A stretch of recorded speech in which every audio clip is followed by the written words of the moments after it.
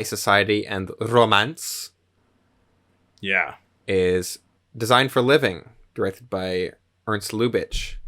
We're finally getting back to watching some of Lubitsch's Hollywood pictures, Yeah. which I don't think we've talked about yet, right? We've only talked about his German silent stuff. Yeah. It's been a minute since we've checked in with Lubitsch. Yeah. I guess the first movie we watched with him was 1918, something like that. Now we're kind of in the era he's, I think, kind of most famous for. Yeah, but he continues to be fantastic. Yeah. I loved this movie. Me too. This movie is so good. This movie is really good, and like I feel like deserves to be like watched more than it is. Like this is a movie that I want to like recommend to people because it's very good. This is another valiant entry into the fast talking 30s people are playfully mean to each other genre. And the dialogue in this is incredible. Like the actors are so charismatic, and they just deliver these lines with these just wry smiles that just, they get me. They get me. Yeah. Also, I mean, the thing that this movie is like, I guess most famous for probably is that it's about a throuple, technically. Yes. A developing, thriving throuple. Yeah. And I think, like some of Ernst Lubitsch's other earlier movies, it doesn't fully commit to like fully non-traditional like romantic relationship. Like I think some of I Don't Want to Be a Man does. I think by the end it does. I think it's left a little ambiguous, but I definitely take it to be like, oh yeah, they're a throuple now, and they're all fine with that.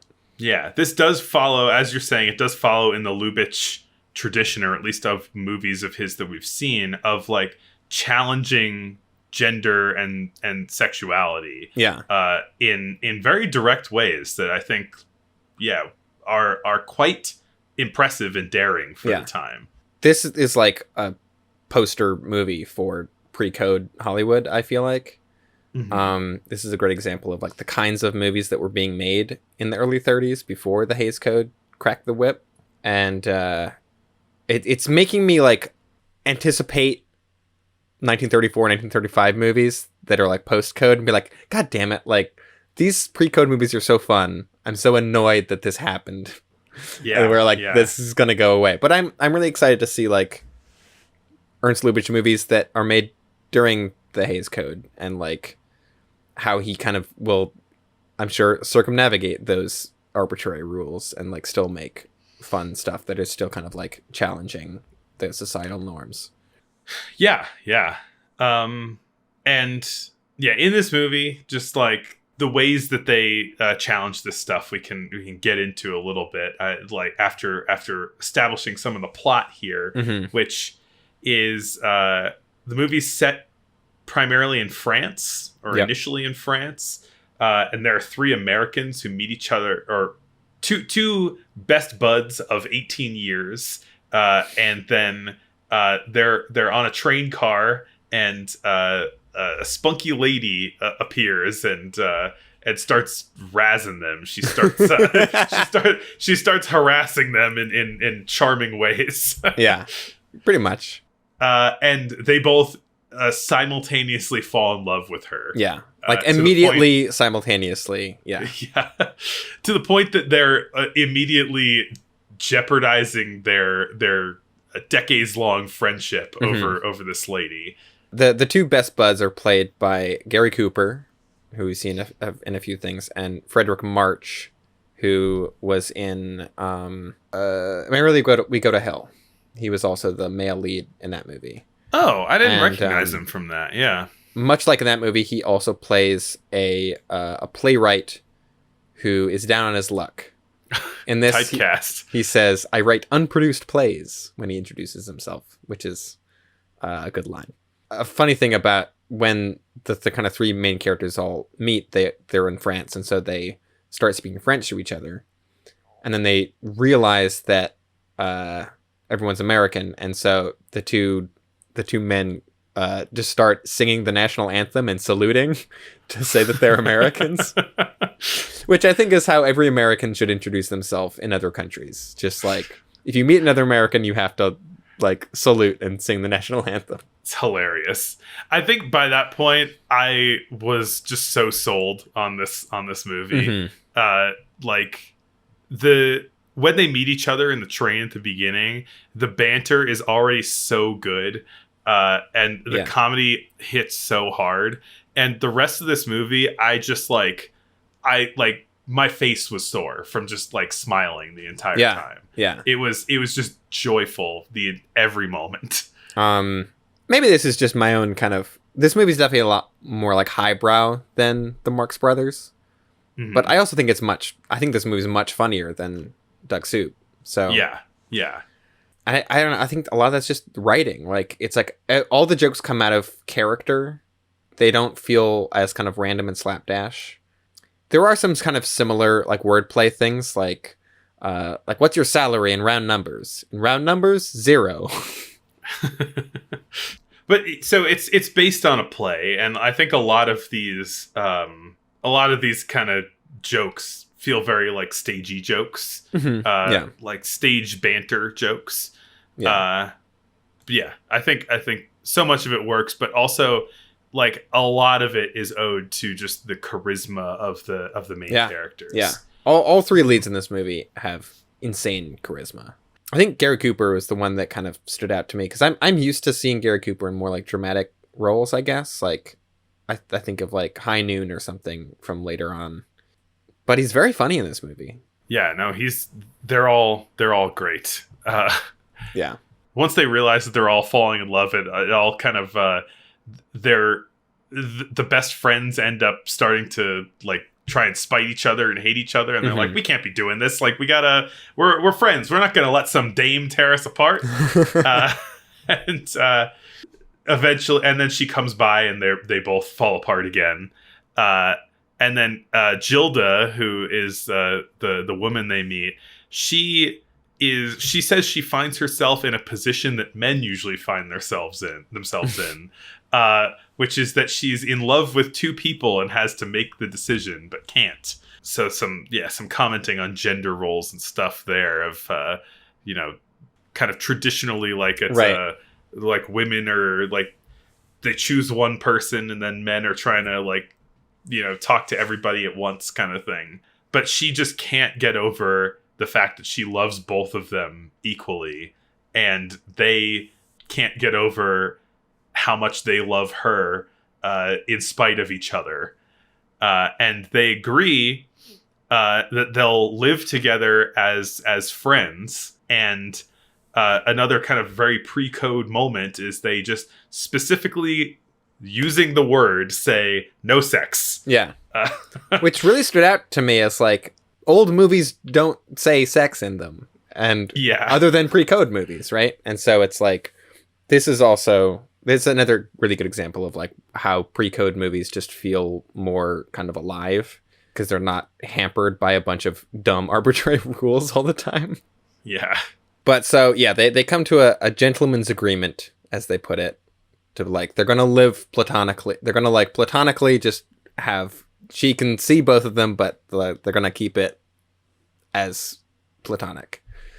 And then almost immediately, Tom, who's the playwright, played by Frederick March, gets his play gets produced, and he has to go off to London to oversee his play, leaving the other 2 just to kind of stew in sexual tension, which does not last long. He worries about when they leave.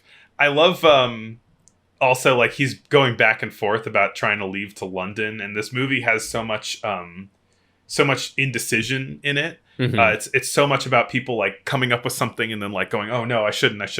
And the scene where he's leaving, he's having this debate about whether he should go. He decides to stay in Paris, and then smash cut to him leaving to London. Yeah. There's a lot of really good like smash cut jokes in that. Like there's one earlier when it's like they're kind of establishing how Gilda is in love with both of them, and one of them like to camera almost says like, I'm in love, and then it like cuts to her making out with the other one. I think it like this stuff kind of plays into the theming of the movie too, of like it being about indecision, and then showing that with the editing as Yeah. well. And kind of like contradiction too. Like, Yeah. But yes, that they had the gentleman's agreement. Gilda says, "I'm not a gentleman." And then, like the same night, pretty much. He's like, "Well, I'm not a gentleman, so." and yeah, so they get together. Then Tom's sad. Then right. Well, because Tom doesn't know that until later. Like, he's at the premiere of his play, and he finds out, and does not enjoy his premiere at all. And so then it's like he returns to Paris after a period of time. And at this point, he's kind of like forgiven them, basically, or forgiven. He's forgiven his friend because he knows how hopelessly in love both of them are. Yeah. But he hasn't forgiven Gilda for what she's done. So he gets back to Paris, and after yelling at each other for a while, they immediately hook up. Yeah. while Gary Cooper is out of town, and so then when he comes back, they're like, "Oh, we got to tell him that we hooked up while he was out of town." And someone says like, "Oh, he's gonna break something," and they say, "We have to tell him the truth, regardless of what happens to the furniture," which is also a good line. And then later, they do tell him, and he is angry, and just off screen you hear the sound of breaking dishes, and they just kind of nod to each other like, "Yeah, we knew this would happen." Yeah, and so there's a lot of back and forth in this movie about like who's with who and everything, but like it's all this kind of, they respect each other, but they are completely incapable of holding back their feelings for each other. Gilda eventually tries to kind of solve the problem by leaving the situation entirely and marrying her nerd sycophant. Right. This guy Plunkett, who is kind of like her like boss, manager, guy. Caretaker. Like, yeah, he says caretaker, which is like a very vague role. I think early on, someone kind of like makes fun of him for like not marrying her or like hooking up with her. One of them says, he never got to first base, which I'm assuming is like the base system, which when was that established? Like, was that a thing in the 1930s? Did people refer to like baseball bases as like levels of like sexual encounter? I don't know. It's the term gold diggers, bases, like these are things that existed longer than I thought. I think the thing that throws me a little bit with some of these older movies is that they the word they use for making out is making love, which is not the same as it became. But yeah, she is eventually extremely unhappy with this guy, this compromise. This guy Plunkett, who sucks. Yeah, he is who she decides to marry, and it's immediately a bad idea. He is very much like about keeping up heirs with the rich people around him or whoever like is interested in the whatever thing. So like he has a party and he's like, "Oh, you've got to be interested in concrete, Gilda." Well, like also, this guy is the number one man in concrete. On their wedding night, he keeps trying to like kind of get her to go to bed with him, and she is like, "No." Like he keeps saying, "I have an appointment tomorrow morning," and she's like, "All right, go to bed by yourself." And he is like sheepishly go to bed by himself. Yeah, he's throwing this like fancy high society party that Gilda hates because it's terrible because he's trying to introduce her to all of the concrete magnates. Yeah. Oh, the other thing on their wedding day was he asks her if she loves him, and she says like, "You don't ask that on your wedding day." like it's either too early or too late for you to ask me that. Which was a good way of her dodging the question. Yeah. But yeah, this is, probably a year later or something like that. And then Tom and George end up showing up at this party. Yeah, they crashed his high society tuxedo party. And then... where everyone is playing 20 questions.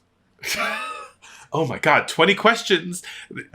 Plunkett loves 20 questions, and I feel like Ernst Lubitsch hates 20 questions because he's like, what's the worst thing that can happen at a party is playing 20 questions. And literally it's so ridiculous. Like him running to every room in the house going, we're playing 20 questions. We're playing 20 questions. Come on over. And then everybody's like, oh God, we're playing 20 questions. It's so exciting. It's 1933 and this is exciting. And Gilda is like, if I play 20 questions, I'm going to shoot myself. Sometimes I when I throw a party, I feel like Plunkett here because I'm just like everybody's got to be happy. We gotta run over here, make sure this happens, you know. But yeah, Tom and George crash the party and meet Gilda up in her room, and they eventually all realize this was silly. We shouldn't have been mad at each other. We should all just become a throuple. We should all just you should leave Plunkett because we knew that wasn't serious in the first place, and you should be with the two of us, and we're gonna love you both at the same time. Yeah, we're both gonna love you at the same time. Because like it ends with them saying like, all right, we're gonna like they say like gentleman's agreement, and everyone's like, okay, gentleman's agreement. But I feel like that could be interpreted either as them agreeing to live together platonically as per their original agreement, or it's a reference to the fact that that agreement immediately went out the window and that they should just agree to be an actual throuple. I think it's like a winking thing with a gentleman's agreement because right after they say that, she kisses one of them and then kisses the other one. Yeah. And that's how the movie ends. Is they're riding away in a car and they all just poly smooched each other. Yeah.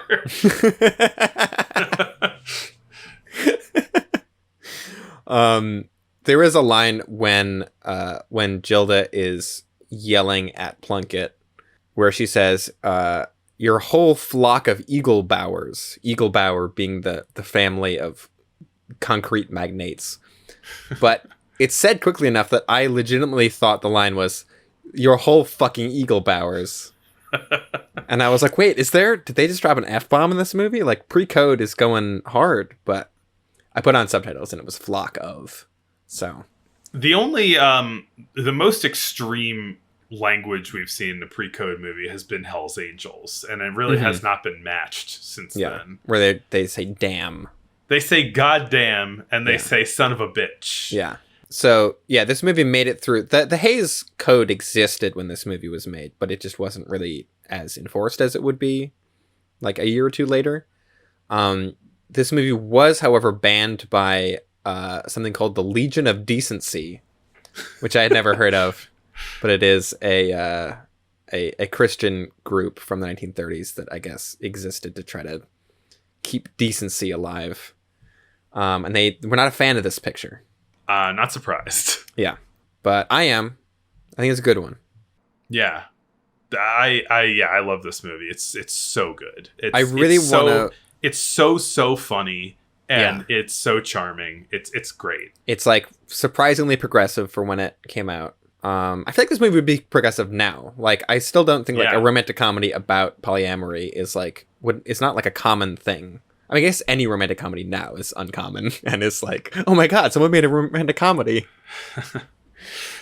I really want to seek out, even if not for the show, like I want to watch more Ernst Lubitsch movies because there's just such a kind of all of the stuff that we've watched from him has this really kind of infectiously fun tone to it. Yeah. And it's very cheeky and yeah. Yeah, I think if you were to show people like anybody an old movie, like this would be something that could scratch at modern modern sensibilities. Yeah. There's nothing about this movie that feels like you're watching something too old. Yeah, yeah.